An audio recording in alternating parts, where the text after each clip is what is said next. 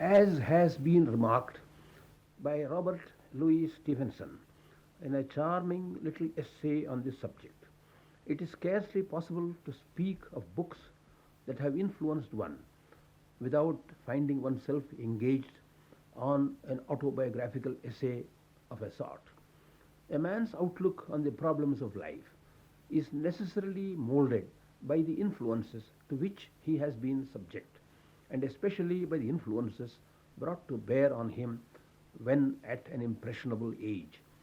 The share which books have had in shaping his mental outlook and ultimately also his career in life is, I fancy, a highly variable one, and to no small extent dependent on a person's environment at home and at school in his early days.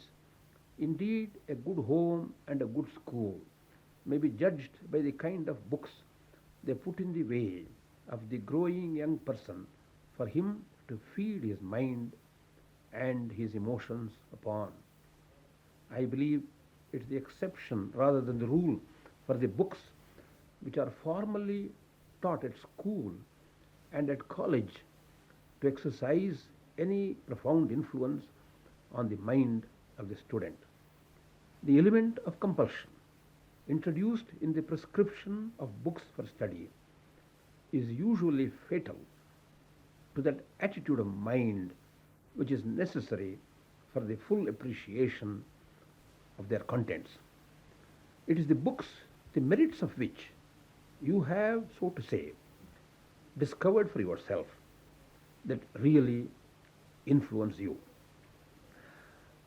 The failure to recognize this elementary fact of human psychology, namely the antithesis between choice and compulsion, is responsible for the unfruitful character of a vast amount of scholastic effort in the way of both teaching and learning.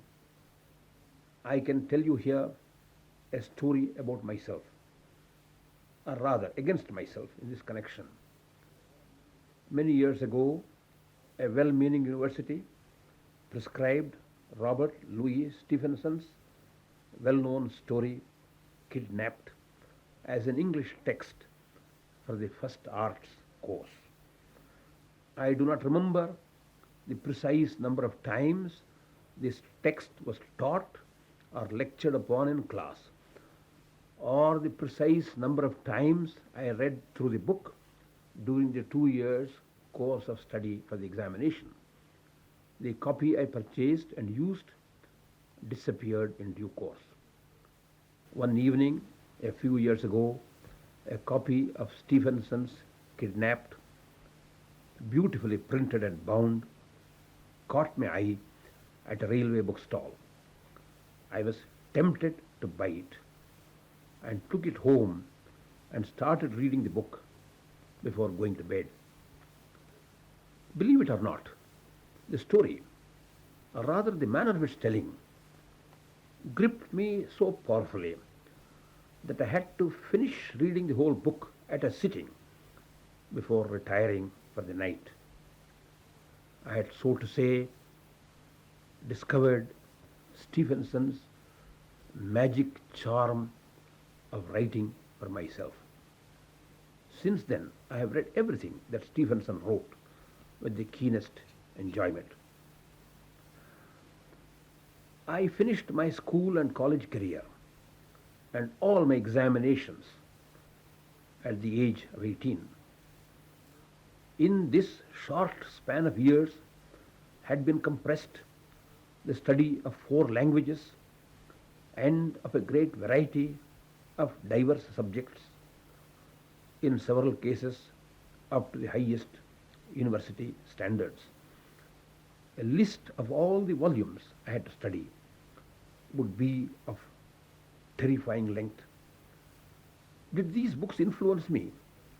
Yes, in the narrow sense of making me tolerably familiar with subjects so diverse as ancient Greek and Roman history, modern Indian and European history, formal logic, economics and monetary theory, the later Sanskrit writers, and the minor English authors, to say nothing of physiography, chemistry, and a dozen branches of pure and applied mathematics and of experimental and theoretical physics. But out of all this welter of subjects and books, can I pick out anything that helped really to mold my mental and spiritual outlook and determine my chosen path in life? Yes, I can, and I shall mention three books. A purposeful life leads an axis or hinge to which it is firmly fixed, and yet around which it can freely revolve. As I see it, this axis or hinge has been, in my own case, strangely enough, not the love of science, nor even the love of nature, but a certain abstract idealism or belief in the value of the human spirit and the virtue of human endeavor and achievement. The nearest point to which I can trace this source of idealism is my recollection of reading Edwin Arnold's great book, The Light of Asia. I remember being powerfully moved by the story of Siddhartha's great renunciation, of his search for truth, and of his final enlightenment.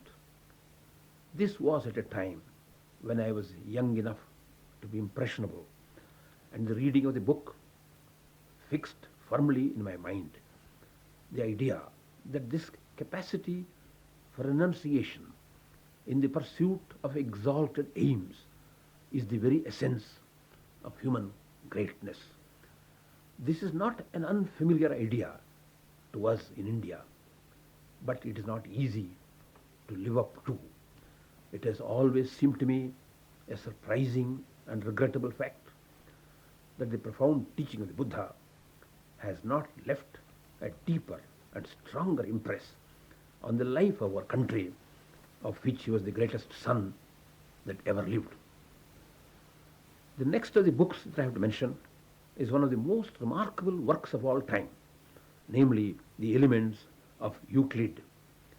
Familiarity with some parts of Euclid and a certain dislike of its formalism have dethroned this great work from the apparently unassailable position which it had occupied in the esteem of the learned world for an almost incredibly long period of time. Indeed, my own reactions to the compulsory study of Euclid were anything but favorable.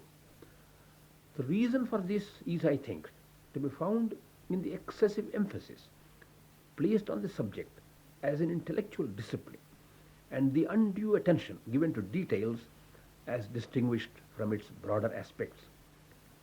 To put it a little differently, the student of Euclid is invited to look at the trees and examine their branches and twigs so minutely that he ceases even to be conscious of the existence of the wood.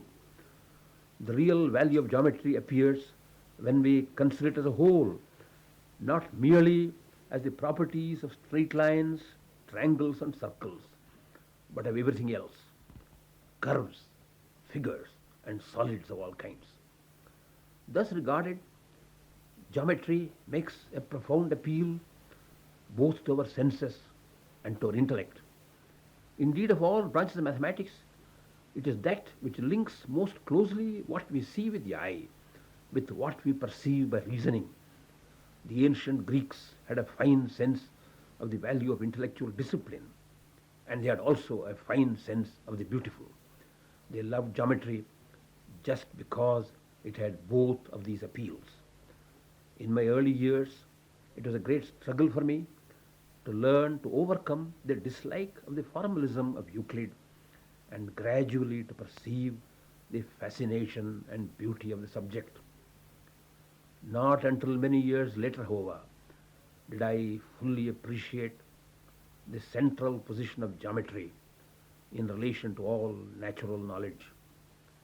I can illustrate this relationship by 1,000 examples, but will content myself with remarking that every mineral found in nature, every crystal made by man, every leaf, flower, or fruit that we see growing, every living thing from the smallest to the largest that walks on earth, flies in the air, or swims in the waters, or lives deep down on the ocean floor, speaks aloud of the fundamental role of geometry in nature. The pages of Euclid are like the opening bars of the music and the grand opera of nature's great drama. So to say, they lift the veil and show to our vision a glimpse of a vast world of natural knowledge awaiting study. Of all the great names in the world of learning that have come down to us from the remote past, that of Archimedes, by common consent, occupies the foremost place. Speaking of the modern world, one of the outstanding names is that of Hermann von Helmholtz. In the range and depth of his knowledge, in the clearness and profundity of his scientific vision, he was easily the equal of any others that one could mention, perhaps even of Isaac Newton. Rightly has Helmholtz been described as the intellectual colossus of the 19th century. It was my great good fortune, while I was still a student of college, to have possessed a copy of an English translation of his great work on the sensations of tone. As is well known, this was one of Helmholtz's masterpieces.